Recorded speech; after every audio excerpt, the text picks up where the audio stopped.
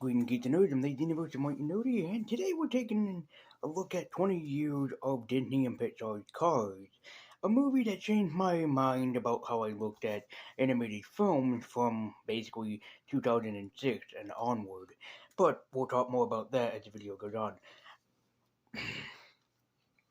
Also, just to let people know, I'm gonna kind of be changing up the way that I do some of my reviews. Not so much like reviewing like TV series, cartoon, TV shows, stuff like that, or even the comics or mangas. But mostly I want to try to change up how I review movies and such instead of doing it the way that I do it.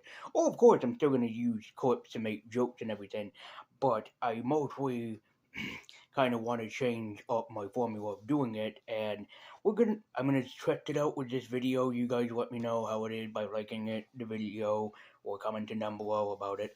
Um, but yeah, Cars was a movie that Disney and Pixar put out that I honestly was not interested at first, but eventually changed my mind. And you might be thinking, well, why is that? Because I'm a big lover of animation now, but back in 2006, I was going through my teenage angst years like, maybe I'm too old for animation. So why is that? Well, let's drive into Cars and actually talk about it. Cars is a film about a rookie race car driver named Lightning McQueen who wants to be the best in the world, especially try to be the number one in the world. Lightning is cocky, he's hot-headed, he's basically full of himself. His ego is much larger than basically his own exhaust, but of course he wouldn't never admit it. Lightning would never really admit that he needs anyone, mostly trying to take the blame and take the glory and everything all for himself, which of course he gives no one else the credit but him and himself alone.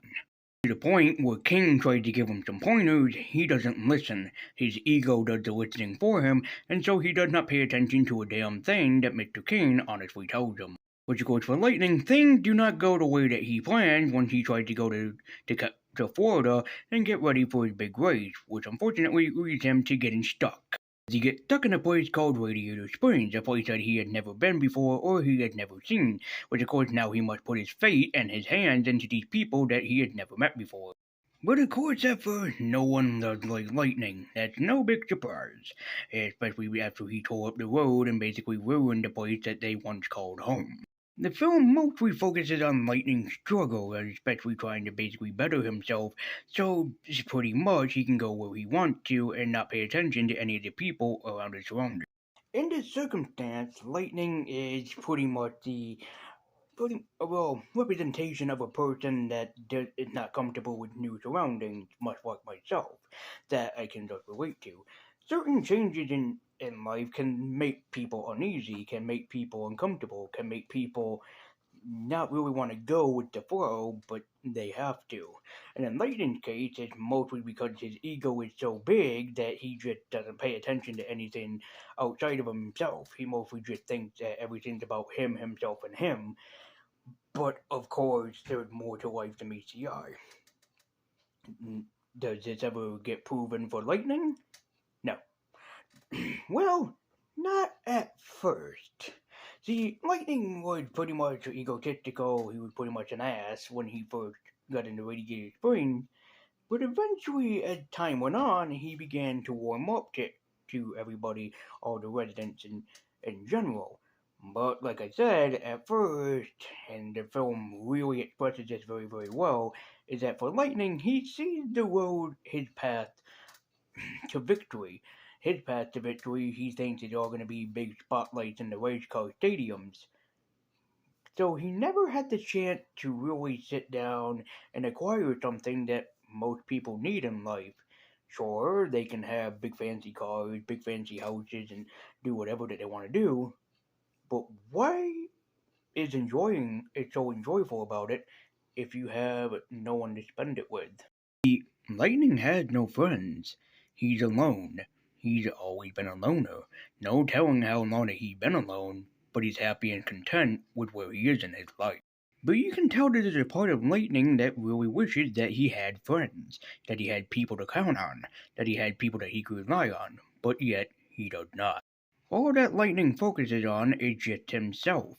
But eventually, when he meets a man named Doc, he basically turns his life around for the better. Especially when he finds out Doc's old secret.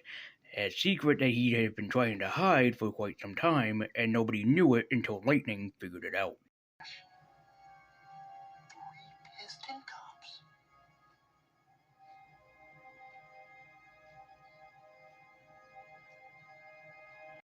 Yup, he finds out that Doc is really the fabulous Hudson Hornet, an old race car from basically the 40s until the 50s. He was until he crashed.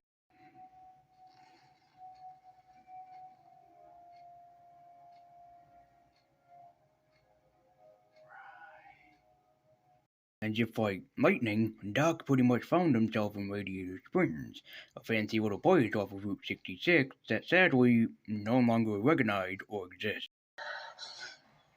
God damn you! God damn all of you! I'm not wrong with that Tony Todd clip. See, long ago, before the highway was built, people used to travel along Route 66. But when the highway came in, well, Route 66 disappeared. See, for Doc, Route 66 was a place that he could escape, a place where he could get away from the life that basically disgraced him. But something changed in him when Lightning showed up in town. He saw potential, he saw something new. So basically, he tried to turn Lightning into, well, a version of himself. For Lightning, he had no choice in the matter. He's stuck in this place and he had no idea where he would escape to or if he'd ever escape perfectly at all. But eventually, just like Doc, Lightning found hope, but this time he found hope in Sally, a person that would change him and make him rely on people and himself for the better. But wait, when Lightning started accepting where he was and where he was living, it's not long before life basically comes right back and brings him right back to reality, especially the paparazzi.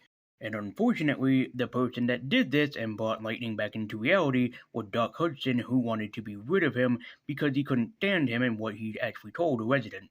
Shit.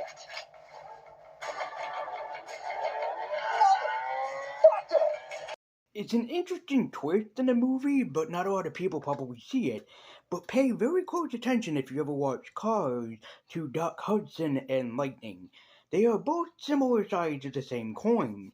Lightning is basically that rookie in red, pun intended, for basically the race car team and for the race car genre, while Doc Hudson is much in the older generation. It's like people looking up to a new NASCAR driver now, and people back then looking at like Dale Earnhardt and Dale Earnhardt Jr., for example, or even the great Richard Petty. People depend on different things depending on where you go and what route that you take. But eventually, you start seeing that Doc Hudson kind of acts like Lightning just a tad bit when he starts accepting where he is and starts accepting the life around him. And then you see Lightning becoming like Doc, just being one of the crowd, just kind of blending into people, and eventually escaping his reality and escaping from his life in general, before it pulled him right back inside and when he least expected it. Doc becomes technically the villain of the movie at that point, and you really do feel for Lightning because well, he was starting to accept where he was and make his life better. That is until Doc Hudson called the paparazzi, so to speak, and told people because Lightning McQueen was missing that, guess what? We found him.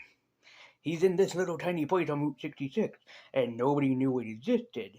Not until Cars 3, but I won't spoil that for people that want to watch Cars 3. But it does pay to mention that sometimes people do go into hiding, and sometimes they forget completely who they are. And sometimes it feels nice to escape from the reality that we have. It doesn't matter what we do in this world, but sometimes having something for an escape is wonderful. And for Lightning, it was a treat that he really did need. Because for Lightning, he was always in the spotlight, ready to accept everything that was given to him at a moment's notice. He wanted to be the rookie. He wanted to be the all-star for the new team. So much so that he would fantasize himself about being basically bigger than everybody else. That's how he pictured himself. That's what he wanted to be. But that didn't happen. But things took a turn for the better for him when he started discovering friends in Radiator Springs like Sally, Mater, Sarge, and all the rest of them that are on the team. So you actually feel for him when he wants to fit in and when he wants to be one of the team. And when it doesn't happen, you do feel that emotional impact for Lightning. And Lightning is so much, in fact, disconnected from the whole thing that he doesn't actually pay attention the whole entire time through the race, and it throws him off guard every single moment. And that is until everybody comes back to cheer him on. And Lightning would have been the winner, but something straight out of the past happened to the king that put Lightning back in reality.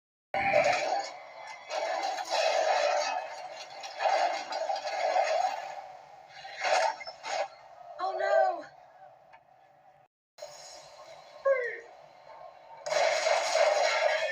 Motherfucker, are you out of your damn mind? And it was in this moment when Lightning discovered his greatest secret that it doesn't matter if you win at life, it doesn't matter if you put yourself first. What matters is other people important to you. And so Lightning put on the most courageous act that he could, helping out a friend in need by pushing him across the finish line. And while Chick 6 might have won, people consider them the winners. And of course, for Sally and Lightning, and for everybody, it ends on a happier note, with Route 66 coming back into frame and people being all the more happier.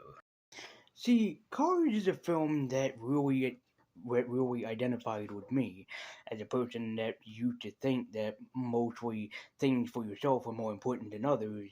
You need to really learn to put others first. It's the best and it's most important. And this film changed me in how I would look at animated films from here on out. When I was 11 years old when this film came out, I thought I was too old for animation. I thought I was too old for cartoons, for Disney and stuff like that. Yeah, at 11 years old, believe it or not. But then, when I watched this film, suddenly I went back through my old, my parents' old, like, Disney and animated stuff collection, and suddenly I found charm in it again. I suddenly realized that I never wanted to be without animation of any form. And it's because of Cars that I look at animation now with more of a bright eye. Cars may be 20 years old, but its legacy still holds up. Cars 2 is not really the best sequel, not in my opinion. But Cars 3 definitely is what Cars 2 should have been. And in my eyes, Cars 3 definitely is a more definitive Cars 2. So skip over Cars 2 and just watch Cars with Cars 3 instead. So would I recommend Cars? Absolutely. It's a beautiful, genre defining film that still holds up to this day, that teaches everybody that we all have a highway in life, but it's our decision on what path do we want that we're gonna take. Are we gonna rise up to people's expectations? Are we gonna lower the expectations? Will we end up meeting people in the middle? Will we end up losing friends or gaining them along the way? That's what college teaches us, is that life is a highway, but we just have to drive it and see how the path goes. But for me, Cars is definitely one of those really great movies to watch, and I'm surprised that 20 years later, it still has a hell of an impact. And to me, Cars is definitely something that still manages to surprise me every time that I see it. And I can consider it marvelous. That's why my Funko Pop rating of Cars gets a Miss Marvel, because this movie is nothing short of a marvel. Well, it winds from Chicago to LA.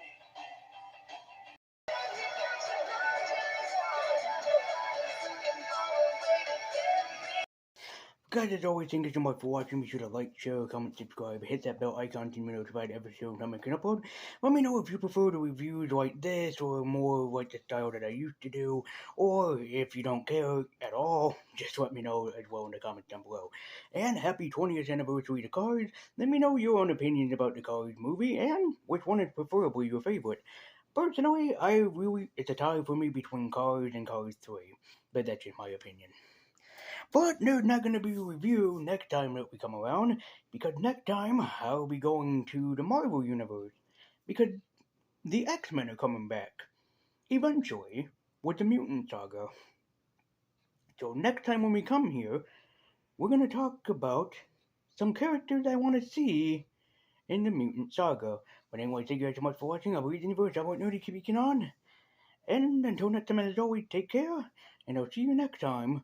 And we'll join the Marvel Universe and see what character that I want to see when the Mutant Saga or the X-Men return to the MCU. In some far